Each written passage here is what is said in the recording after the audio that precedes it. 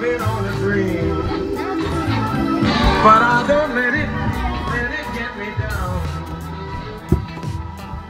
'Cause this wide old world, it keeps spinning around. Şöyle bakalım. Eğer sesler geliyorsa yapacak bir şey yok çünkü şu an en sessiz olabileceğimiz yeri bulduk. Şöyle gösterelim. Evet arkadaşlar, bu video böyleydi yani açıkçası. Her gün 2 video gelecek. Bugün birkaç dakika sonra denizden çıktıktan sonra ikinci video gelecek ve bugünlük bu kadar olacak. O zaman görüşürüz diyorum. Hepinize görüşürüz. Bye.